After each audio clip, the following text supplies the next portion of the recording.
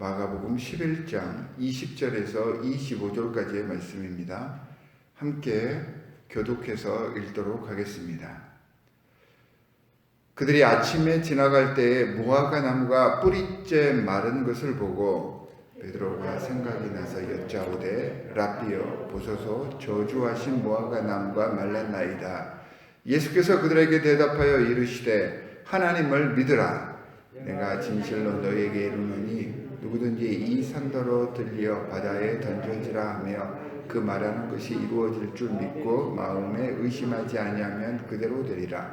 그러므로 내가 너희에게 말하노니 무엇이든지 기도하고 구하는 것은 받은 줄로 믿으라. 그리하면 너희에게 그대로 되리라. 서서 기도할 때에 아무에게나 혐의가 있거든 용서하라. 그리하여야 하늘에 계신 너희 아버지께서도 너희 허물을 사하여 주시리라 하시니라. 아멘. 자, 오늘 본문에 나오는 무화과 나무의 비유는 오늘 본문에 나오는 이 부분만을 가지고 보시면 곤란하고 그 앞절에 보면 11장 12절 말씀과 연결되어 있는 그러한 말씀입니다. 자, 성경 말씀을 해석하고 또한 묵상해서 우리 삶에 적용할 때 주어져 있는 내가 지금 보고 있는 그 단락만을 가지고 말씀을 이해하게 되고 적용하게 되면 때로는 말씀 전체에서 하나님께서 우리에게 알려주시고자 하는 그 선포하시고자 하는 내용을 부분적으로만 보고 편협하게 잘못 이해해서 우리 삶에 잘못 적용하게 됨으로써 신앙에 문제가 생기는 경우가 종종 나타납니다. 오늘 본문에 나와 있는 이 무화과 나무 사건도 그러한 그 본문 중에 하나인데요. 이 무화과 나무 사건을 저는 이제 여러 번 읽어봤는데 잘 이해가 되지 않고 헛갈려서 이게 대체 무엇을 이야기하는 내용일까라고 의문을 갖게 되는 성경의 여러 본문 중에 하나입니다. 보통 우리는 이 말씀을 가지고 삶에 합당한 열매를 맺지 못하게 되면 벌을 받게 되고 그래서 성도의 삶은 열매 맺는 삶을 살아야 된다. 이렇게 말씀을 해석하기가 쉽습니다. 이 비유 자체만 놓고 보면 그러한 해석과 적용은 적당한 해석인 것 같습니다. 하지만 이렇게 이 비유 자체를 해석해버리면 예수님께서 시장하셔서 무화과 나무를 봤는데 아무런 열매가 없어서 무화과 나무를 저주했다. 이런 식으로 말씀을 이해하게 됩니다. 만약에 이렇게 말씀을 이해하게 되면 예수님이 참 이상하신 분이 되어버립니다. 예수님께서 그렇게 저주하셨는데 11장 12절부터 쭉 읽다 보면 13절에 보면 무화과의 때가 아니었다라고 이야기를 하고 있습니다. 그러니까 지금 예수님께서 무화과 나무를 저주하셨을 때에는 무화과 나무에 열매가 없는 것이 당연합니다. 그 무화과 나무에는 아무런 문제가 없었습니다. 아직 결실할 때가 아니기 때문에 무화과 나무에 열매가 없었던 것입니다. 무화과 나무가 결함이 있거나 무화과 나무가 해야 할 일을 안 한 것이 아닙니다. 그래서 성도의 삶이 열매 맺는 삶이어야 한다는 묵상은 예수님의 그 당시의 사정과 연계해서 보면 마치 예수님께서 당신이 배고파서 이 무화과 나무에 화풀이 하신 것으로 이해가 될 수도 있습니다. 예수님께서는 화풀이를 위해서 저주하기 위해 기적과 이적을 행하시는 분이 절대 아닙니다. 물론 결실하지 않고 행실이 드러나지 않는 신앙생활에 대한 경고의 의미도 이 비유 속에는 어느 정도 내포가 되어 있긴 하지만 이 비유가 정확하게 말하는 그런 내용은 다른 곳에 있습니다. 오늘 본문과 앞 구절들을 연계해서 살펴보면 예수님께서 성전에 들어가기 전에 이 무화과 나무에 대해 영원토록 사람이 너에게서 열매를 따먹지 못하리라 라고 선포를 하십니다. 그리고 성전 정화 후에 바로 그 다음 날 오늘 본문에서 무화과 나무에 대해서 다시 언급을 하셨습니다. 이 무화과 나무에 대한 그 비유는 마태복음과 마가복음에만 나옵니다. 성전 정화 사건은 사복음서에 전부 다 나오는데 이 무화과나무 사건은 마태복음과 마가복음에만 나옵니다. 누가복음은 이 성전 정화 사건을 아주 간략하게 요지만 설명을 해 놓았고요. 또한 이제 요한복음에서는 사실 무화과나무로 비유를 하지 않아도 될 만큼 성전 정화 사건에 대해서 굉장히 디테일하게 설명을 해 놓아서 무화과나무 사건이 언급되어 있지 않습니다. 그러니까 이 마태복음과 마가복음, 특히 이 마가복음을 보면 이 무화과나무의 비유가 성전 정화 사건을 샌드위치처럼 감싸고 있는 것입니다. 지난주에 우리 김혜길 목사님께서 말씀에서 부자 청년과 어린아이의 비유가 한 패키지라고 말씀을 해주셨잖아요. 마찬가지로 이 성전 정화 사건과 무화과나무의 비유가 한 패키지입니다. 부자 청년과 어린아이의 비유를 통하여서 여기는 이제 대조를 하지요. 그래서 부자 청년과 어린아이를 대조함으로써 어린아이의 겸손과 어린아이와 같은 사람들이 천국에 들어갈 수 있다라고 하는 것을 강조를 하셨는데, 이 성전 정화 사건을 강조하기 위해서 이 무화과나무 사건을 이렇게 보충 설명으로 사용한 그 비유가 바로 오늘 본문 말씀입니다. 그래서 문맥상 살펴보면 오늘 본문의 무화과나무 사건은 별개의 독립된 사건이 아니라 성전을 청소한, 정화한 그 사건의 의미를 조금 더 구체적으로 제자들에게 나타내시고 알려주시기 위해서 예수님께서 의도적으로 연출하신 사건이다. 이렇게 이해를 하시면 더 이해가 빠를 것입니다. 성전은 기도하는 하나님의 집인데 이곳에 장사치들만 남는 곳이 그런 곳이 되어버렸습니다. 당시 성전과 제사장들이 얼마나 부패했었습니까? 거기다가 그 당시에는 성전 신앙이라는 것이 유대인들 마음속에 자리 잡고 있었습니다. 그러니까 하나님을 경배하고 하나님께 의지하며 하나님께 모든 것을 맡겨야 되는데 하나님이 빠져버리고요. 성전 자체가 신앙이 되어버렸습니다. 그래서 하나님의 집인 이 성전은 절대 무너질 리가 없다. 이 성전만 잘 사수하면 외세의 침입이나 모든 하나님의 복을 우리가 받을 수 있을 것이다 라고 유대인들이 생각을 했던 것입니다. 그래서 유대인들이 마지막까지 로마와 결전을 하면서 이 성전을 지키려고 했던 것입니다. 무너져서도 안 되고, 그래서 이 성전이 모든 생활 속에서 마치 만능 키처럼 그렇게 여겨지던 시대였었습니다.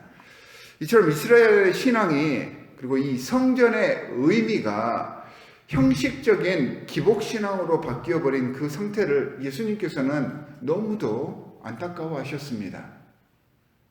예배하는 집이고 기도하는 하나님의 집이어야 하는데 이 성전이 우상화되어 버린 것입니다. 그리고 결국은 그런 가식적 종교의 중심지가 되어서 원래의 의미가 없어져 버리고 허울만 남게 된 이 성전이 돌 위에 돌 하나도 남지 않을 것이다 라고 마태복음 24장 1절에서는 성전 파괴를 예언하셨던 것입니다.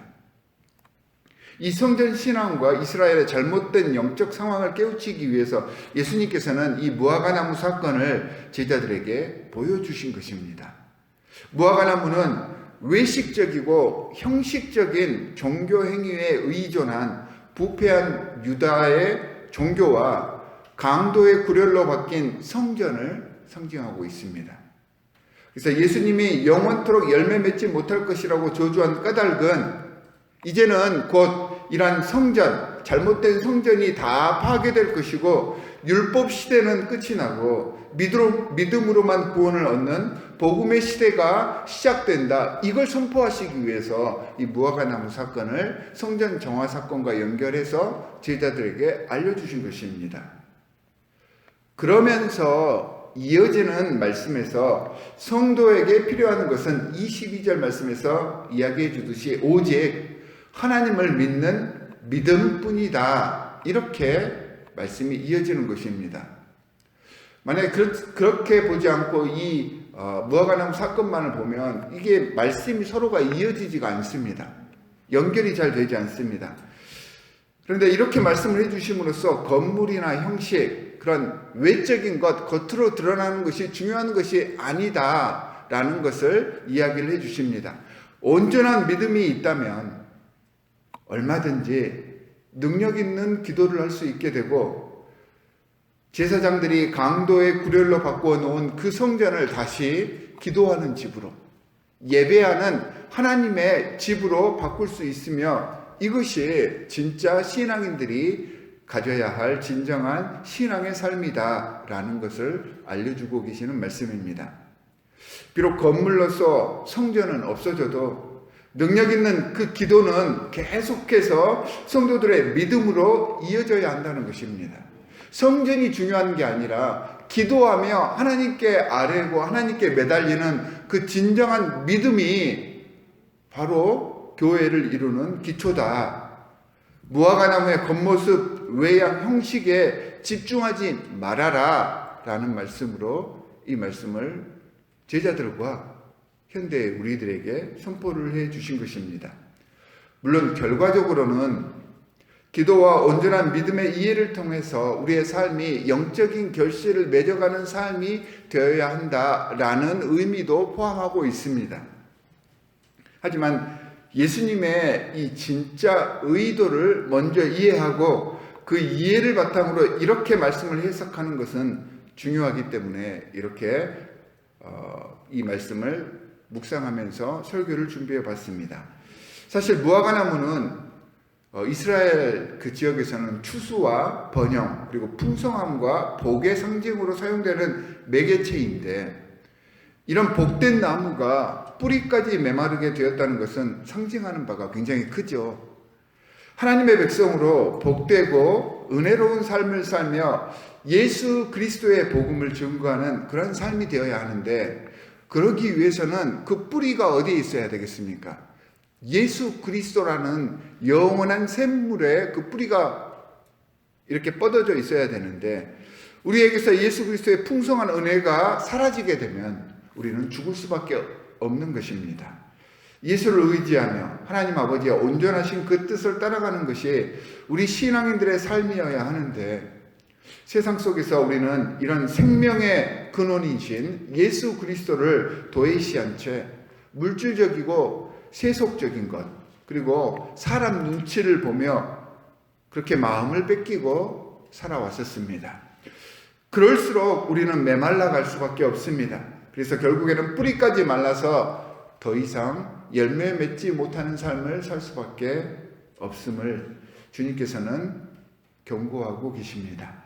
우리는 하나님의 백성답게 주님과 동행하며 예수 그리스도라는 그 생명의 샘물에 뿌리를 내리는 싱그러운 무화과 나무의 삶을 살아낼 수 있는 주님께서 기뻐하시는 하나님의 자녀, 하나님의 귀한 성도들이 되시기를 주 예수 그리스도의 이름으로 간절히 축원합니다. 두 가지 기도 제목을 드리도록 하겠습니다. 첫 번째는 예수 그리스도가 내 삶의 원천이고 근본이 되어서 그분께 우리의 뿌리를 내릴 수 있는, 그래서 메마르지 않는 삶을 살 수 있도록 해 주십시오 라고 기도해 주시기 바랍니다. 두 번째는 이제 4월 둘째 주부터 세교우들을 위한 교육이 진행이 되는데, 우리들에게 보내주신 이 귀한 생명들을 위해서 그들을 잘 지원하고 그들을 잘 보살피고 그들의 좋은 영적인 친구가 되어 주어서 그들도 우리 교회의 일원이 되며 우리 교회에서 아름다운 결실을 맺는 삶을 살고 같은 은혜 속에 거할 수 있게 해 주십시오라고 우리 세교우들을 위해서 이 시간 함께 기도하도록 하겠습니다. 두 가지 기도 제목을 가지고 함께 기도합니다. 하나님 아버지, 정말로 감사합니다. 오늘 말씀을 통하여서 성전 신앙과 같은 겉으로 드러나는 신앙이 중요한 것이 아니라 그 성전을 이루고 있는 모든 성도들의 삶, 또한 주님께 향한 우리의 기도하는 마음과 주님을 바라보는 그 믿음의 모습이 그 무엇보다 더 중요하다는 것을 우리에게 알려주셨습니다. 예수 그리스도가 우리 삶의 원천이고 우리가 뿌리 내려야 할 생명의 샘물임을 우리가 깨달아서 주님을 의지하여서 주님과 교통하는 삶을 살게 하여 주시옵소서. 우리가 인간이기 때문에 보여지는 것들, 세상의 정욕들, 이런 것들에 의거하여서 사람들의 눈치를 보며 살지만 이제부터는 오직 예수 그리스도가 우리 삶의 주인이 되게 하겠습니다. 이 사순절 기간 동안 주님께 포커스 맞추며 주님과 함께 동행하는 삶을 살 것을 소원하오니 성령으로 우리와 함께하여 주시사 우리의 부족한 점들을 메워주시고 뜨겁게 하여 주시사 하나님의 귀한 사역이 우리를 통하여서 세상에 증거되게 하여 주시옵소서. 하나님 아버지, 우리 교회에 귀한 생명들을 매주 보내주시는 은혜 정말로 감사합니다. 교회의 사명이 주를 알지 못하는 불쌍한 심령들을 위하여서 또한 이 세상에 나아가서 하나님의 말씀을 증거하고 그들로 함께 식구가 되며 영적인 하나님의 은혜 안에 거할 수 있게 하는 그런 귀한 사명이 있는데 주님께서 보내주신 이 귀한 새 교우들, 새 생명들을 위하여서 헌신하고 격려하고 위로하고 배려하여서 자원함으로 이들이 우리 교회에 잘 적응할 수 있도록 도울 수 있게 하여 주시옵시고 그들과 함께 아름다운 하나님의 성전을 이루어갈 수 있도록 주님 우리와 함께하여 주시옵소서. 오늘도 이렇게 새벽을 깨우는 하나님의 귀한 백성들이 있습니다. 기도하는 백성들입니다. 믿음으로 주님만을 바라보기 위해서 나아가는 하나님의 귀한 자녀들입니다. 이들의 기도가 땅에 떨어지지 않게 하여 주시옵시고 이들을 통하여서 하나님의 복음의 귀한 삶의 모습이 세상 속에 아름다운 복의 증거가 되게 하여 주시옵시고 이들을 통하여서 주님 나라 건설이 이루어지게 하여 주시옵소서. 오늘도 말씀에 의거하여 매 순간 승리하며 주님만을 바라보겠습니다. 우리와 함께하여 줄 줄 믿사오며 우리를 권하신 주 예수 그리스도의 이름으로 기도합니다. 아멘. 하늘에 계신 우리 아버지여, 이름이 거룩히 여김을 받으시오며 나라가 임하시오며 뜻이 하늘에서 이루어진 것 같이 땅에서도 이루어지이다. 오늘 우리에게 일용할 양식을 주시옵고 우리가 우리에게 죄 지은 자를 사하여 준 것 같이 우리 죄를 사하여 주시옵고 우리를 시험에 들게 하지 마시옵고 다만 악에서 구하시옵소서. 나라와 권세와 영광이 아버지께 영원히 있사옵나이다. 아멘.